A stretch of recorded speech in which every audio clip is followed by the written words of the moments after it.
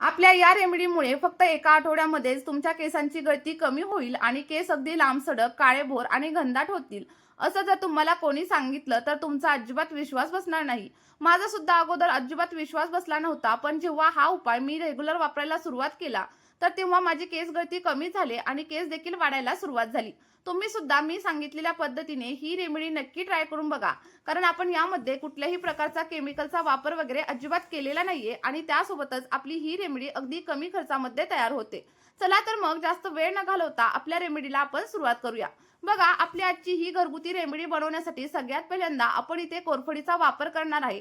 आता सध्या उन्हाळ्याचे दिवस चालू आहेत आणि त्यामुळे आपल्या केसांमध्ये भरपूर प्रमाणात घाम येतो, केस चिकट होतात आणि सोबतच केसांमधून वास देखील यायला लागतो. तर अशा वेळी आपल्या केसांचं आरोग्य व्यवस्थित ठेवण्यासाठी आपल्याला कोरफड खूप जास्त प्रमाणात हेल्प होत असते. बघा, इथे मी एक कोरफडीचं पान तोडून घेतलेलं आहे आणि त्यानंतर अगदी 10 ते 15 मिनिटांसाठी मी हे असंच ठेवून देणार आहे. कारण यामधील जो काही पिवळा रस असतो तो आपल्या केसांसाठी म्हणा किंवा मग आपल्या चेहऱ्यासाठी म्हणा अजिबात वापरू नका. कारण यामुळे तुमच्या त्वचेवरती खाज वगैरे येऊ शकते. त्यामुळे ती साईडला ठेवून द्या आणि त्यानंतर आपण इथे कढीपत्त्याचा देखील वापर करणार आहे. कारण कढीपत्त्यामध्ये सुद्धा भरपूर प्रमाणात कॅरोटीन असतं, ज्यामुळे आपले केस अगदी काळेभोर, सिल्की आणि शायनी राहण्यासाठी हेल्प होत असते. बघा, इथे कढीपत्त्याची साधारणतः 3 ते 4 एवढी पानं मी घेतलेली आहेत आणि तुम्ही कढीपत्ता आणि सोबतच कोरफड तुमच्या घरामध्ये एखाद्या कुंडीमध्ये देखील नक्कीच लावू शकता. आणि जेव्हा आपण ही झाडांवरून तोडून घेतो त्यावेळेस याच्यावरती खूप जास्त प्रमाणात धूळ आणि माती साठलेली असते. त्यामुळे दोन्ही गोष्टी आपल्याला सगळ्यात पहिल्यांदा स्वच्छ अशा धुवून घ्यायच्या आहेत. बघा, 10 ते 15 मिनिटांच्या नंतर आपला सगळा काही पिवळा रस देखील कोरफडीमधून निघून गेलेला आहे आणि त्यानंतर आपल्याला कोरफडीच्या साईडचे जे काही काटे आहेत ते व्यवस्थित असे काढून घ्यायचे आहेत. आणि बघा, आपल्याला कोरफड अगदी छोट्या छोट्या पीसेसमध्ये व्यवस्थित अशी कट करून घ्यायची आहे. आणि मी सांगितलेल्या पद्धतीने जर तुम्ही ही रेमेडी 2 ते 3 वेळा तुमच्या केसांवरती ट्राय करून बघितली, तर तुम्हाला तुमच्या केसांवरती अप्रतिम असे बदल जाणवायला लागतील. आणि इथे एक गोष्ट लक्षात ठेवा, जर तुम्हाला या गोष्टींमधील कोणत्याही घटकाची ॲलर्जी वगैरे असेल ना, तर एकदा पॅच टेस्ट नक्की करा. पण आपण सगळ्या काही गोष्टी नॅचरलच वापरलेल्या आहेत. पण काही वेळा काय होतं, की नॅचरल गोष्टींची देखील कधी-कधी आपल्याला ॲलर्जी असते. आणि जर का तुम्हाला प्लांट बेस एलोवेराची ॲलर्जी वगैरे असेल ना, तर तुम्ही त्याच्याऐवजी मार्केटमधील एलोवेरा जेलचा वापर देखील नक्कीच करू शकता.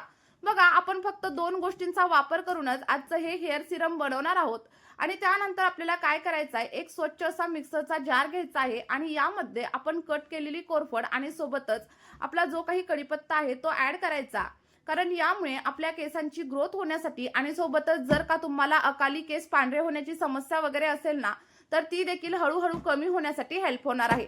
आता बघा, कोरफड आणि कढीपत्ता ॲड केल्याच्या नंतर आपल्याला याच्यामध्ये साधारणतः अर्धा ग्लास एवढं पाणी देखील ॲड करायचं आहे. आता तुम्ही इथं पाणी स्किप देखील नक्कीच करू शकता, कारण कोरफडीमध्ये ऑलरेडीच पाणी असतं.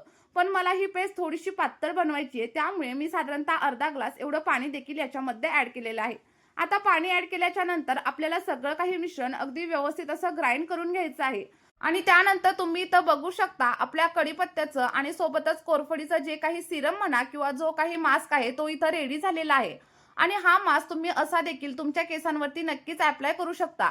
पण जर का तुमच्याकडे पाण्याचा वगैरे प्रॉब्लेम असेल तर तुम्हाला काय करायचंय, हा जो मास्क आहे किंवा हे जे सिरम आहे ते एखाद्या गाळणीच्या साहाय्याने किंवा मग एखाद्या कॉटनच्या कापडाच्या साहाय्याने व्यवस्थित असं गाळून घ्यायचं आहे. कारण जेव्हा हे सिरम आपण गाळून केसांवरती अप्लाय करतो तेव्हा काय होतं, याच्यामधील जे काही छोटे छोटे कोरफडीचे किंवा मग कढीपत्त्याचे कण आहेत ते आपल्या केसांमध्ये अडकत नाहीत आणि त्यामुळे आपल्याला हेअर वॉश करण्यासाठी देखील अगदी इझी जातं. त्यामुळे लक्षात ठेवा, जर तुमच्याकडे पाण्याचा वगैरे प्रॉब्लेम असेल तर तुम्ही हे सिरम गाळून नंतरच केसांवरती अप्लाय करा. आणि जर तुमच्याकडे पाण्याचा वगैरे प्रॉब्लेम नसेल तर हा हेअर मास्क तुम्ही असा देखील तुमच्या केसांवरती नक्कीच अप्लाय करू शकता. बघा, व्यवस्थित असं गाळून घेतल्याच्या नंतर साधारणतः अर्धा वाटी एवढा कोरफडीचा आणि कढीपत्त्याचा रस आपला इथं रेडी झालेला आहे. आणि हा एका वेळेच्या वापरासाठी अगदी सफिशियंट आहे. जर तुम्हाला 2 वेळा वापरायचा असेल ना, तर तुम्ही अगदी थोड्याशा जास्त प्रमाणावरती देखील कोरफडीचा आणि कढीपत्त्याचा रस तयार करून घेऊ शकता आणि याला स्टोअर देखील नक्कीच करू शकता. पण मी तुम्हाला इथं सजेस्ट करेल, की तुम्हाला जेव्हा पण हेअर वॉश करायचं असेल ना, तेव्हा फ्रेश असं सिरम बनवा आणि फ्रेश असतानाच केसांवरती अप्लाय करा. कारण जेव्हा आपण फ्रेश गोष्टी केसांवरती अप्लाय करतो तेव्हा त्याचा रिझल्ट देखील आपल्याला चांगलाच मिळत असतो. आता हे तयार झालेलं सिरम तुम्ही असं देखील तुमच्या केसांवरती अप्लाय करू शकता आणि याचे कोणतेही साईड इफेक्ट आपल्या केसांवरती अजिबात होणार नाहीत. आणि सगळ्यात महत्त्वाची गोष्ट म्हणजे हे सिरम अगदी लहान मुलं आणि मुली देखील आपल्या केसांवरती नक्कीच अप्लाय करू शकतात. कारण याचा कोणताही साईड इफेक्ट आपल्या केसांवरती अजिबात होणार नाहीये.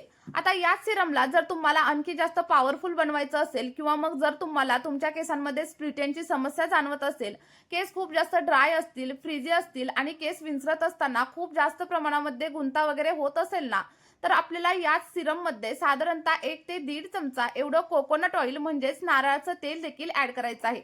कारण जेव्हा आपण नारळाचं तेल आपल्या केसांवरती अप्लाय करतो तेव्हा आपले केस अगदी सिल्की, सॉफ्ट आणि शायनी दिसण्यासाठी मदत होत असते. जर तुम्हाला नारळाचं तेल इथं वापरायचं नसेल तर याच्याऐवजी तुम्ही बदामाचं तेल म्हणजेच आल्मंड ऑइल किंवा मग व्हिटॅमिन ईची कॅप्सूल देखील याच्यामध्ये नक्कीच वापरू शकता. व्यवस्थित असं मिक्स करा आणि मिक्स झाल्यानंतर तुमचं आयुर्वेदिक असं हेअर ग्रोथ सिरम इथं रेडी झालेलं आहे. आता हे सिरम कशा प्रकारे अप्लाय करायचं, अप्लाय केल्याच्या नंतर किती वेळ ठेवायचं हे पाहणं देखील तेवढंच महत्त्वाचं आहे. बघा, सिरम तुम्ही एखाद्या कॉटनच्या साहाय्याने किंवा मग तुमच्या बोटांच्या साहाय्याने संपूर्ण स्कॅल्पवरती अप्लाय करू शकता आणि सोबतच हे सिरम तुम्हाला केसांच्या लेंथवरती देखील अप्लाय करायचं आहे. अप्लाय केल्याच्या नंतर 1 ते 2 मिनिटं हलक्या हाताने मसाज करा आणि त्यानंतर अगदी माइल्ड शॅम्पूने हेअर वॉश करा. लक्षात ठेवा, शॅम्पू डायरेक्टली स्कॅल्पवरती वगैरे अजिबात अप्लाय करू नका, तर थोड्याशा पाण्यामध्ये डायल्यूट करा आणि त्यानंतरच हेअर वॉश करा. चला तर मग मी सांगितलेल्या पद्धतीने हे सिरम आणि सोबतच शॅम्पू करण्याची पद्धत आठवड्यातून फक्त 2 वेळा सलग 2 ते 3 महिना तुम्ही देखील नक्की ट्राय करून बघा आणि त्यानंतर तुम्हाला जे काही रिझल्ट भेटतील ते कमेंटमध्ये माझ्यासोबत शेअर करायला अजिबात विसरू नका. व्हिडिओ शेवटपर्यंत पाहिल्याबद्दल खूप खूप धन्यवाद. बाय.